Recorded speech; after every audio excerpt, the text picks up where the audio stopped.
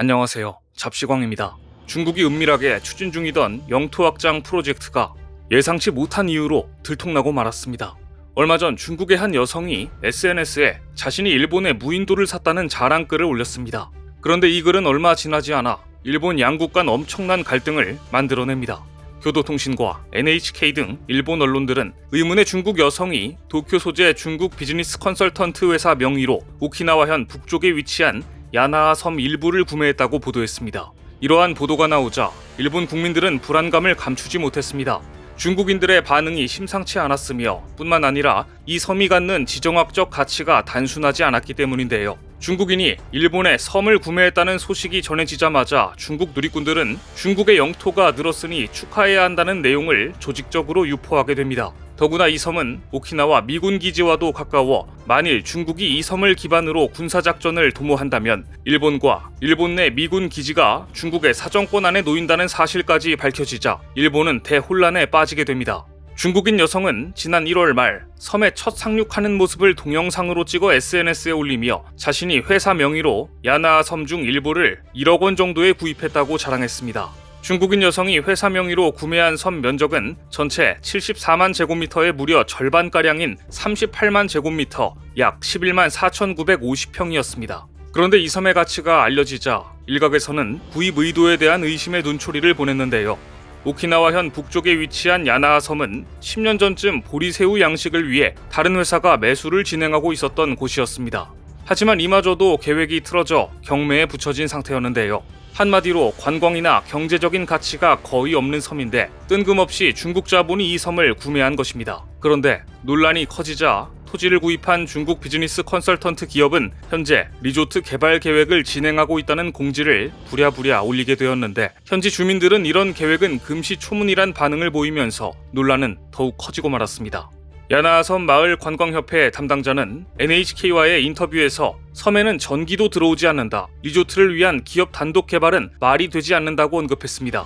또한 야나하 섬 주변에 모즈쿠, 즉 큰 실말과 해초류 등을 양식 중이고 산호도 많이 살아서 만에 하나 중국 업체가 진짜 본격적으로 개발을 한다면 청정 지역을 오염시킬까봐 걱정이라는 반응을 보였습니다. 한마디로 개발 프로젝트 자체가 말이 안 된다는 이야기입니다. 하지만 보도가 나가자마자 중국 누리꾼들이 중국의 영토가 늘어났다는 반응을 보이면서 일본으로서는 마치 영토 중 일부를 중국에 빼앗겼다는 듯 당혹감을 감추지 못하고 있습니다.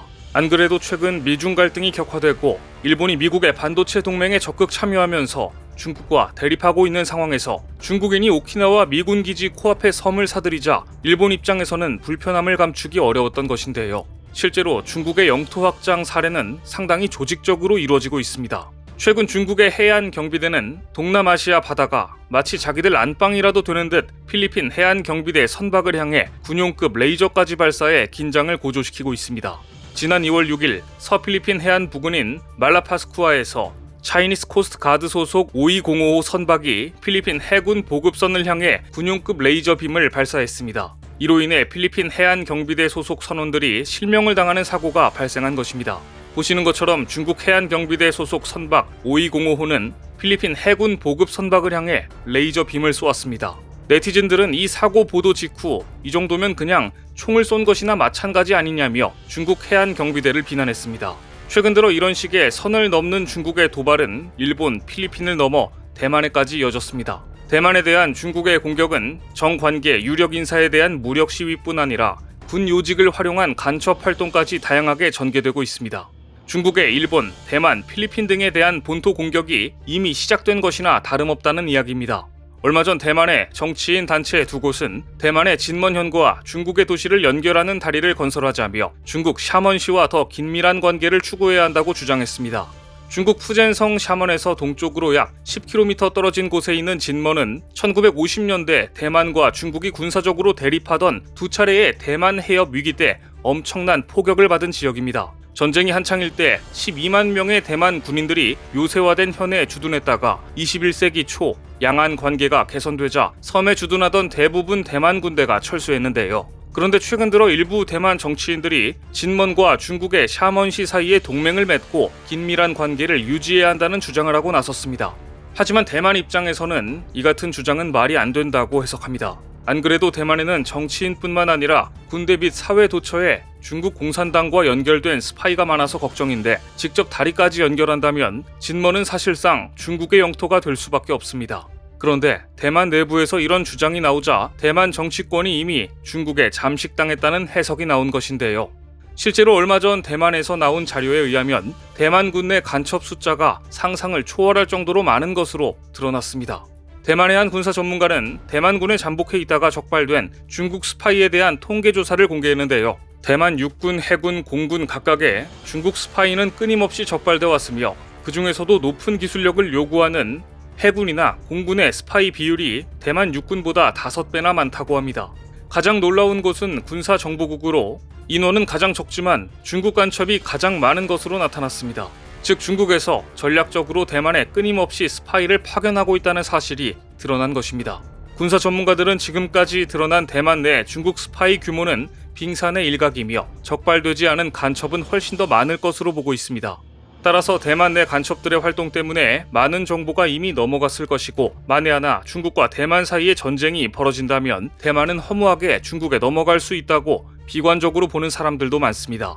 무엇보다 가장 큰 문제는 대만의 국가안보국, 헌병대, 경찰 등이 서로 협력하면서 중국이 심은 간첩을 적극적으로 색출해야 함에도 불구하고 시간과 노력이 많이 드는 간첩 체포는 뒤로 미루고 수사국 승진을 빨리 할 수 있는 밀수 등 사회사건 해결에 능력을 쓰고 있다는 점입니다. 또한 역사적, 이념적 요인 때문에 대만 정보국과 민진당은 서로를 불신하고 있으며 단합은커녕 효율적인 방첩 작전을 벌일 수 없는 문제도 대만 내 중국 스파이가 활개를 칠 수밖에 없는 이유 중 하나라고 보고 있습니다. 실제 아주 비관적인 사람들은 만일 양안 간 전쟁이 일어나면 대만은 중국에 제대로 된 저항 없이 허무하게 백기투항할 수도 있다고 봅니다. 이런 와중에 대만의 일부 정치인들까지 대만과 중국 사이에 다리를 놓고 긴밀히 협력하자는 주장까지 나왔으니 대만 내부의 비난과 불안은 어쩌면 당연한 것으로 보입니다. 이처럼 중국은 필리핀, 일본, 대만에 대해 무력으로 눈에 보이게 또는 보이지 않게 공격을 진행하고 있습니다. 내부적으로도 반정부적인 발언을 하거나 중국 공산당에 대해 비우호적인 발언을 하면 아무리 유력한 경제인이나 연예인이라 해도 본보기로 퇴출해 재기 불가능으로 만들면서 대중에게 공포를 심어주는 방법도 쓰고 있습니다. 이런 상황에서 중국의 대표적인 영화배우 판빙빙이 중국 당국으로부터 사실상 퇴출과 같은 처분을 받다가 갑작스레 한국에서 촬영한 작품으로 활동을 재개하자 이제는 한국이 중국 배우들의 문화적 망명지가 되었다는 이야기가 나오고 있습니다. 판빙빙은 1996년 TV 드라마 강한 여인으로 데뷔한 후 중국 최고 스타로 떠올랐던 배우입니다. 하지만 탈세 혐의로 중국 당국에 의해 연예계에서 퇴출된 것으로 알려졌는데요. 실제로 실종설까지 돌았던 판빙빙이 지난해 뜬금없이 국내 드라마 인사이더에 특별 출연해 판빙빙의 한국 체류 그 이유를 놓고 궁금증을 자아냈고 일각에서는 활동 재개를 위한 한국 귀화설이 제기되기도 했습니다. 그런데 최근 판빙빙이 한국 제작사가 제작한 영화 노기아에 출연한 것입니다. 특히 영화 노기아의 제작사는 홍콩 대메이 홀딩스로 그간 영화계에는 알려지지도 않았던 곳입니다. 따라서 영화계는 판빙빙이 중국에서 활동이 어려워지자 홍콩 회사를 통해 콘텐츠 강국 한국에서 우회적으로 연기에 복귀하며 세계 시장 진출을 노린 것으로 해석하고 있습니다. 노기아는 제73회 베를린 영화제 파노라마 부문에 초청되기도 했는데요. 따라서 문화 콘텐츠에서나 제작 환경에서나 문화 강국이 된 한국이 이제는 중국 연예계 종사자들의 문화적 망명지가 되었다는 이야기까지 나오고 있습니다. 과거 헐리우드과 경쟁하겠다던 중국 영화계와 문화 산업이 얼마나 망가졌는지 알 수 있는 대목인데요. 중국의 정치 상황이 불안해질수록 한류 열풍으로 갈아타는 중국 스타들의 행렬은 앞으로도 이어질 전망입니다. 오늘 준비한 소식은 여기까지입니다. 댓글을 통한 여러분들의 많은 의견 기다리겠습니다. 시청해주셔서 감사합니다.